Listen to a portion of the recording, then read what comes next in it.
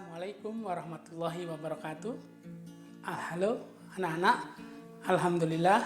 Alhamdulillahirabbil alamin wa bi nasta'in ala umuri dunya waddin wa ala alihi washabbihi ajmain. Amma ba'du. Anak-anakku sekalian, alhamdulillah kita berjumpa lagi pada kesempatan hari ini. Alhamdulillah kita sudah menyelesaikan pembelajaran yang pertama, yaitu mengenai indahnya saling menghargai. Dari pelajaran sebelumnya, semoga kita dapat mengambil ilmu dan juga pelajaran sebagai bekal hidup kita nanti, supaya kita mendapatkan kebahagiaan di dunia dan di akhirat. Nah,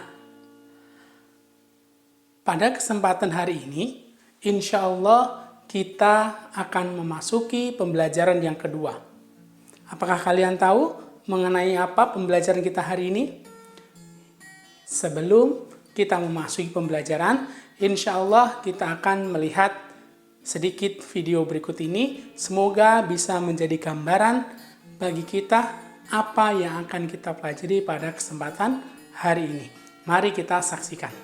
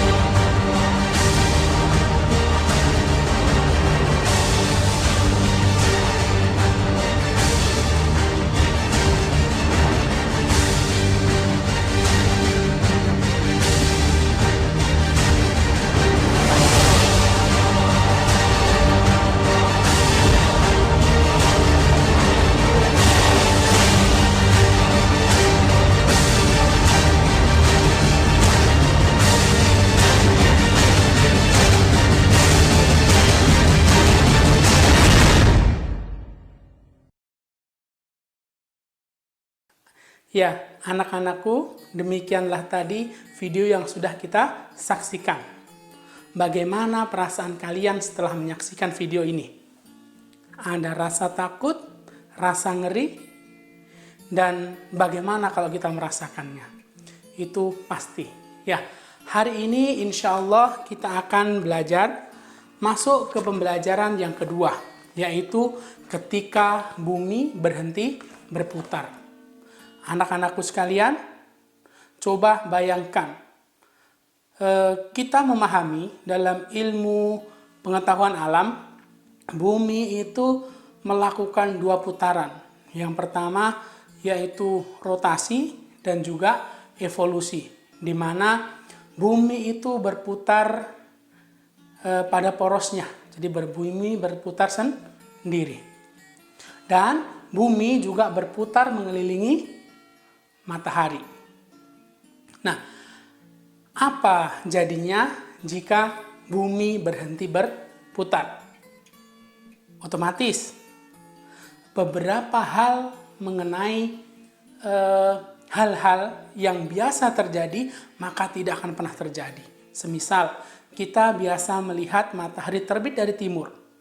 Ketika bumi sudah tidak berputar, tidak melakukan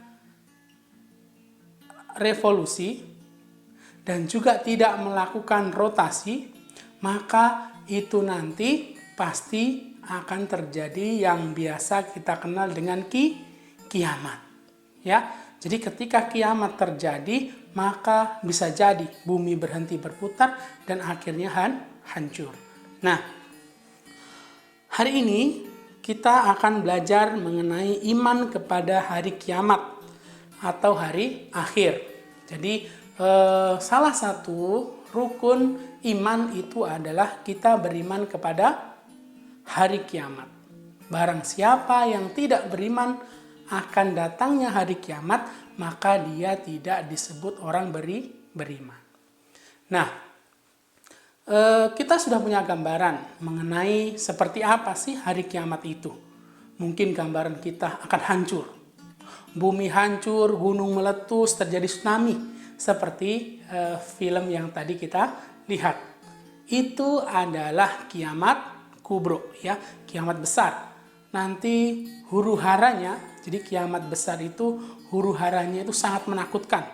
Bisa jadi kalau dalam Al-Quran itu dijelaskan ibu menyusui pun akan lupa dengan anaknya. Jadi seorang ibu punya anak kecil, balita yang menyusui pun dia akan lupa dengan anaknya. Kenapa? Saking takutnya dengan hari kiamat. Nah, hari ini kita akan membahas iman kepada hari kiamat. Pastinya tidak akan selesai pada kesempatan hari ini atau dalam video ini. Insya Allah akan kita lanjutkan ke video-video selanjutnya. Hari ini kita akan membahas mengenai nama-nama lain dari hari kiamat. Ya, lebih fokus ke situ.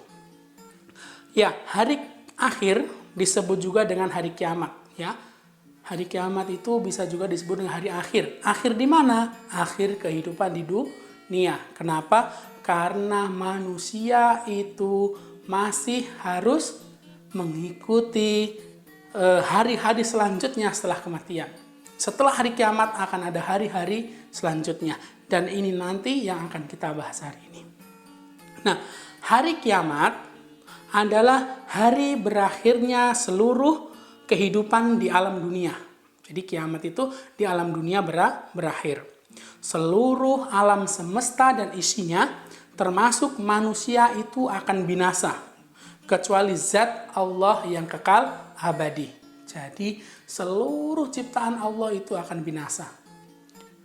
Tidak terkecuali manusia, begitu juga hewan, tumbuhan, planet-planet, jin, bahkan malaikat pun nanti ketika hari kiamat juga akan dimatikan oleh Allah Subhanahu wa taala. Nah, kapan terjadinya hari kiamat? Pernah kita mendengar beberapa orang yang meramalkan kiamat. Contoh 2012. Jadi 2012 itu ada yang meramalkan kiamat akan terjadi. Sekarang sudah 2020, sudah 8 tahun berlalu. Berarti diramalkan tidak terjadi. Dulu ketika Ustadz masih kecil, masih SD seumuran kalian, ada yang meramalkan kiamat itu terjadi pada tahun 1999 pada bulan 9, tanggal 9, jam 9. Dan apa yang terjadi? Ternyata juga tidak terjadi apa-apa. Maka sebenarnya tidak ada satu makhluk pun yang dapat mengetahui kecuali Allah. Jadi waktunya kapan tidak ada yang tahu. Yang tahu siapa? Allah Subhanahu wa taala. Ketika Rasulullah ditanya oleh para sahabatnya, "Ya Rasulullah, kapan kiamat terjadi?" Maka Rasulullah pun menjawab bahwa beliau juga tidak tahu kapan waktunya terjadi. Yang mengetahui hanya Allah. Tapi Allah memberikan informasi mengenai tanda-tanda kapan terjadinya hari kiamat. Apa saja tanda-tandanya akan kita bahas pada pembahasan selanjutnya. Ya. Nah, Kita tidak tahu kapan datangnya hari kiamat. Jangan-jangan besok. Ya, jangan-jangan bulan depan atau tahun depan. Kapan kita tahu? Ya kita tidak tahu. Makanya tidak akan datang hari kiamat itu kecuali dengan tiba-tiba. Jadi hari kiamat itu akan datang dengan tiba-tiba. Tidak bisa kita prediksikan besok, lusa, bulan depan. Tidak. Tapi datang dengan tiba-tiba. Nah, kalau kita tahu bahwa kiamat datang tiba-tiba, maka kita perlu mempersiapkan diri. Mempersiapkan diri untuk menghadapi hari akhir tersebut. Jadi, seperti apa nanti dalam menghadapi hari kiamat? Maka mulai dari sekarang kita harus sudah mempersiapkan.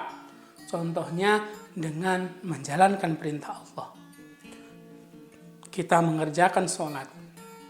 Kita membaca Al-Quran.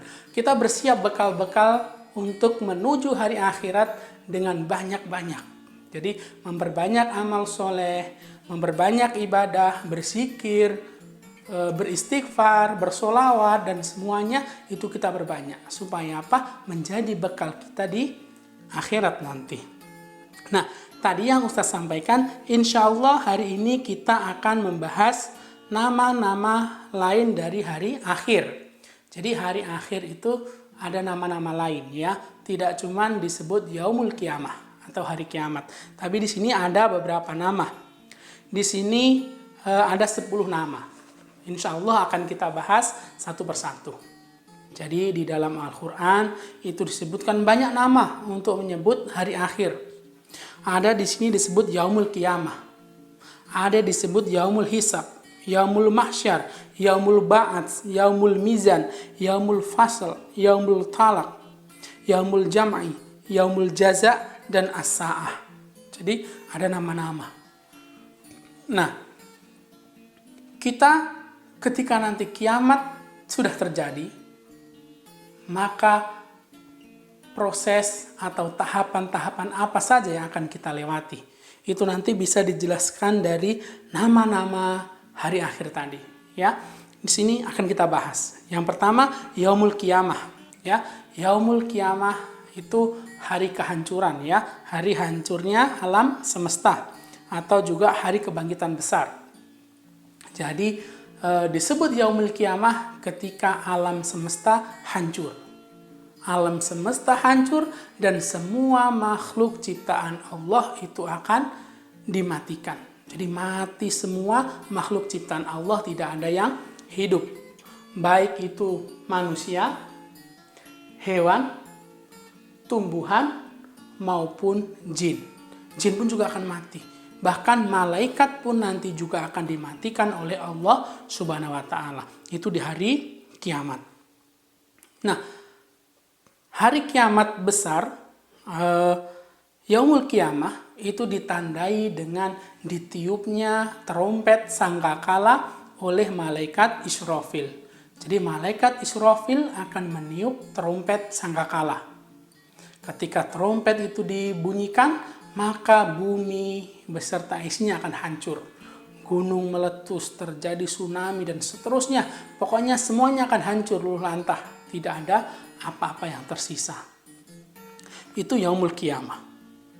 Nah, setelah Yaumul Qiyamah, maka nanti akan terjadi namanya Yaumul Ba'ats.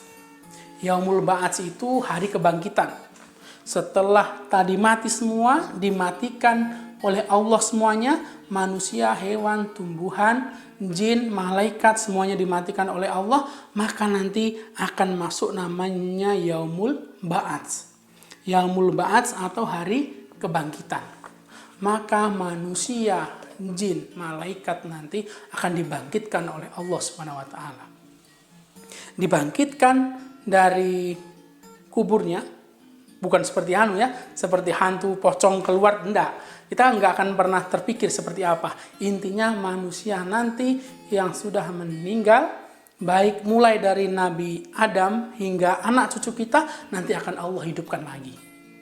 Nah, ketika dihidupkan prosesnya seperti apa, wallahu a'lam. Kita tidak pernah tahu, tidak bisa kita bayangkan ya, karena hari kiamat itu memang tidak bisa kita bayangkan.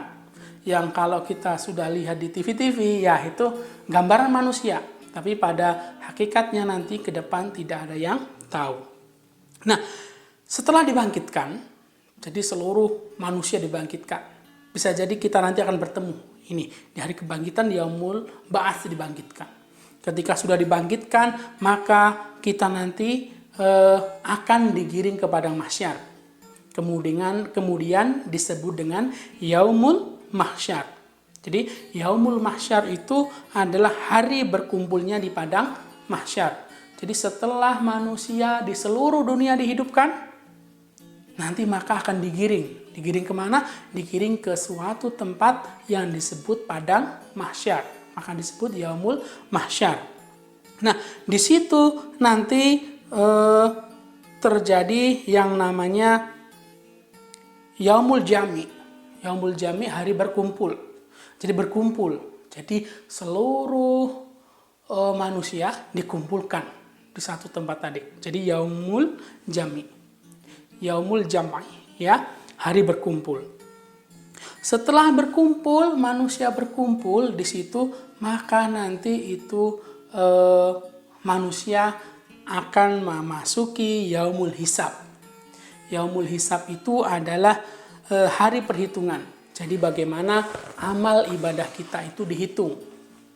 Jadi semisal ya kita sudah mengerjakan sholat 5 waktu sebanyak apa, dihitung.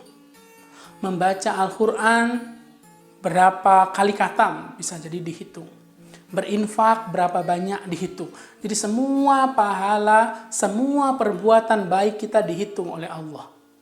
Dan yang sekecil pun, yang seberat zarah pun itu nanti akan dihitung. Ya, akan dihitung semua. Dosa-dosa kita juga dihitung. Ini hari ini sudah melakukan ini, hari ini berbohong, tanggal ini dia mencuri dan seterusnya. Maka dosa-dosa yang sudah kita perbuat, maka semuanya nanti akan dihitung. Berapa banyak? Banyak dosanya kah atau banyak pahalanya kah? Ya, kalau banyak pahalanya, maka bisa merasa aman. Karena pahala lebih baik daripada dosanya. Nah, selanjutnya setelah dari Yaumul Hisab, maka nanti akan memasuki Yaumul Mizan. Kalau hisab itu dihitung, ya. Jadi amal ibadahnya dihitung.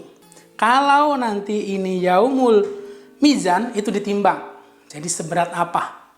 Bisa jadi pahala, hitungan pahala seseorang itu berbeda dibandingkan dengan amalnya. Seseorang yang semisal kita contoh kan untuk bersedekah ya, contoh. Ustadz setiap hari bekerja mendapatkan upah 100.000. Nah, ada Pak Amin bekerja setiap hari mendapatkan gaji 50.000. Dan kami berdua, saya dan Pak Amin berinfak 5.000 rupiah. Maka bisa jadi pahala kita berbeda. Berbeda dari segi apanya? Dari segi contohnya, Ustadz punya penghasilan lebih banyak.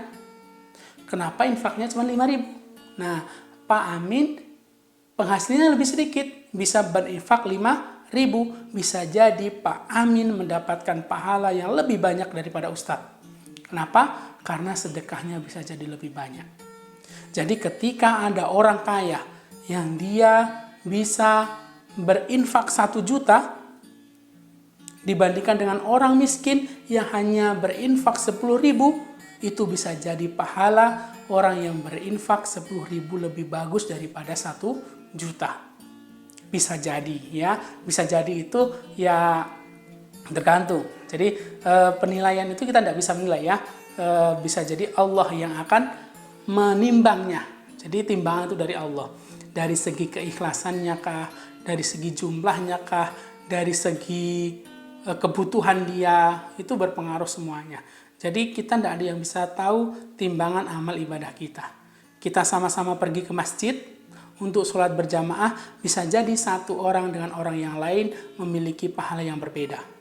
Ya, jarak jalannya, meninggalkan sesuatu yang tidak bermanfaatnya, dan seterusnya. Itu adalah timbangan. Ya, jadi Yaumul Mizan, hari timbangannya amal. Jadi amal-amal kita akan ditimbang. Ya, terus selanjutnya ada yaumul fasl, yaitu hari pemisah, di mana nanti di hari kiamat itu akan dipisah mana ini orang beriman, ini orang kafir, dan seterusnya, maka akan dipisah-pisah. Maka nanti di yaumul fasl ini sudah ada kelompok orang beriman, kelompok orang kafir, dan seterusnya. Nah, masuk ke yaumul talaq. Nah, hari pertemuan ya. Jadi ada bertemu. Hari pertemuan ini bisa jadi nanti untuk penjelasannya bisa jadi kita nanti akan bertemu dengan Allah. Seperti apa? Ya jangan dibayangkan, karena tidak bisa kita bayangkan ya. Jadi alam akhirat itu tidak pernah dilihat oleh mata, tidak pernah terdengar oleh telinga, dan tidak pernah terbesit dalam hati. Apa yang kita pikirkan mengenai akhirat itu pasti salah, karena itu pikiran kita. Tapi yang di sana yang penting kita jalani saja, mempersiapkan bekal menuju hari kiamat, menuju akhirat ya. Nanti ada hari pertemuan. Terus selanjutnya ada as-sa'ah. Jadi as-sa'ah itu hari yang menentukan. Di situ juga setelah tadi amalnya dihitung, amalnya ditimbang, maka setiap orang itu akan mendapatkan satu buah kitab. Kitab apa itu? Kitab catatan amalnya. Apabila Allah memberikan kitab catatan amal itu dengan tangan kanan, jadi kita menerima dengan tangan kanan, maka itu nanti kita insya Allah akan dimasukkan Allah kepada surga. Berarti kita orang yang akan bahagia. Tetapi jika kita nanti akan menerimanya dengan tangan kiri, bisa jadi kita nanti itu akan dimasukkan Allah ke dalam neraka. Naudzubillah min dzalik. Semoga kita termasuk golongan orang-orang yang diberikan kitabnya nanti oleh Allah dengan tangan kanan. Nah, setelah itu ada yang namanya yaumul jaza. Setelah tadi ditentukan, oh ini kitabmu, ini rapotmu ya. Nah, contohnya itu ya, ketika kita sudah di akhir semester dikasih rapot. Jadi kitab itu rapotnya, ini kamu naik ke kelas atas atau tidak. Ini juga kamu nanti masuk surga atau masuk neraka, dikasih kitabnya. Nah, setelah itu baru masuk ke yaumul jaza. Yaumul jaza itu hari pembalasan, di mana nanti kita semua akan dibalas. Berarti orang-orang yang tadi mendapatkan kitab amalnya dengan tangan kanan, maka Allah akan masukkan ke dalam surga. Dan apabila menerima dengan tangan kiri, akan dimasukkan ke dalam neraka. Apabila timbangan amalnya tadi bagus, timbangan amal baiknya lebih bagus daripada amal buruk, maka akan dimasukkan ke dalam surga dan seterusnya. Gini itu ya, itu. Jadi itu ada 10 ya, 10 nama lain dari hari akhir. Ada yaumul qiyamah, ada yaumul ba'ats, ada yaumul mahsyar, ada yaumul jama'i, ada yaumul hisab, ada yaumul mizan, ada yaumul fasl, ada yaumul talaq, ada as-sa'ah, dan ada juga yaumul jaza. Jadi nama-nama itu adalah nama lain dari hari kiamat. Nah, kalian kira-kira sudah punya gambaran ya, kita nanti, maksudnya gambaran ini belum tentu benar, tapi kita sudah membayangkan ternyata perjalanan hidup kita itu masih panjang. Kalian sekarang baru berumur sekitar kalau kelas 6 berarti sekitar 12 tahun ya. 12 tahunan. Itu maka perjalanan hidup kalian masih panjang. Apalagi ustadz pun nanti setelah meninggal ternyata masih ada runtutan perjalanan kehidupan kita.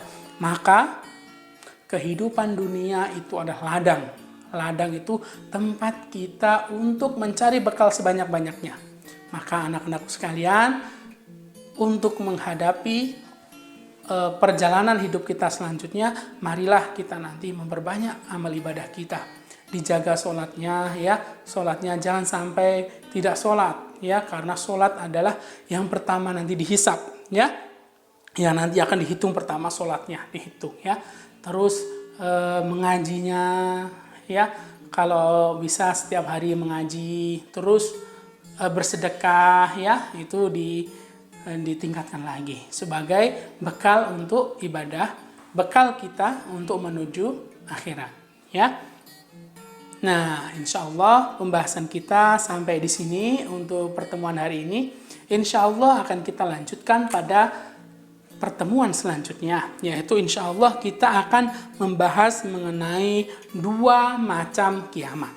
Jadi kiamat ada 2, apa saja kiamat tersebut dan seperti apa ciri-cirinya, insya Allah akan kita bahas pada pertemuan yang selanjutnya. Oke, itu dari Ustadz. Semoga apa yang kita pelajari hari ini dapat bermanfaat bagi kita fi dini, fi dunya wal akhirah. Dan juga semoga anak-anakku sekalian senantiasa dijaga oleh Allah Subhanahu wa taala dari virus corona. Seluruh anak-anakku sekalian, Bapak Ibu guru, orang tua, dan seluruh warga Bontang, warga Indonesia segera dijauhkan dari virus corona. Dan semoga Allah segera mengangkat virus ini sehingga kita dapat belajar seperti biasa bertatap muka. Oke, dari Ustadz mungkin itu. Terima kasih. Wallahu muwaffiq ila aqwamit thoriq. Wassalamualaikum warahmatullahi wabarakatuh.